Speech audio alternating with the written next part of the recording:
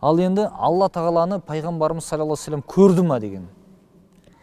Оған кейбір кісілер көрді деген сияқты Ибн Аббастан риуаят келеді, көрді деп айтқандар бар, яғни көзімен емес, бірақ жүрек көзімен көрді деген нәрселер айтылғандығы бар. Бірақ пайғамбарымыз саллаллаху алейхи вассалам Алла тағаланы көрмеген. Абу Зардың риуаяты бойынша Абу Зар пайғамбарымыздан сұрайды: "Я Расулалла, Алла тағаланы көрдіңіз ба?" деген кезде, "Жоқ" дейді, "Хиджабуху нур" деп айтады. Оның хиджабы нұр дейді. Нұр қоршап тұрғандығы, оны аржан көре алмағандығы не екендігін. Тіпті Айша анамыздан сұрайды, пайғамбарымыздың әйелі болғандықтан, пайғамбарымыз саллаллаху алейхи вассалам Алланы көрді ма дейді. Сол кезде "Мен хаддасака анна Мухаммадан ра'a раббаху фақат казаба" дейді. Кімде-кім Мұхаммед Раббысын көрді деп айтса, ол өтірік айтады ол адам дейді. Яғни көрген жоқ екендігіне. Осылай. Ал енді көрді дегендер жүрек көзімен көрді дейді. Бұл жүрек көзімен көру деген нәрсе, ол көруге жатпайды, бұл сезінуге жатады тек қана. Яғни көре алмаған. Сол жақта болған кейбір ерекшеліктер тағына Құран Каримдегі айтқан "Ли нурияху мин аятина" деген. Біз оны, яғни пайғамбарға саллаллаху алейхи вассаламға белгілер көрсету үшін алып жүргендігі Алла тағаланың. Басқа мақсат жоқ ол жерде.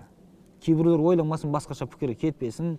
Не үшін Исра мен Миғраж оқиғасы болды десе, Алла тағала Құранда айтқан үлкен-үлкен белгілер, аяттарды көрсету үшін деген. Алла тағала қалаған жеріне дейін көтерді, белгілерін көрсетті, уахи етті, сөйтіп түсірді. Және сол жерден түсіп келе жатқан кезде Сидратул Мунтаханың жанында негізінде періште, Жабраил періштені көрген.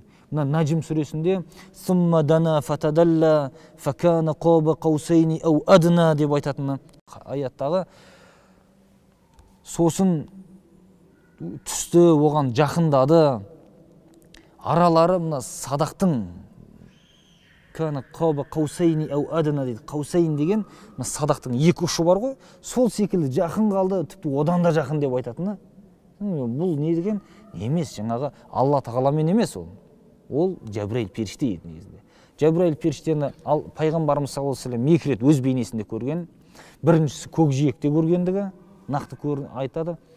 Өте үлкен екендігі, батыс пен шығысты алып қамтып кететіндей үлкен, соншалықты үлкен періште екендігі айтылады. Және тура сол бейнеде екінші рет Сидратул Мунтахаға түсіп келе жатқан кезде сол жерде Жабраилді өз бейнесінде көргендігі айтылады. Екі рет көрген.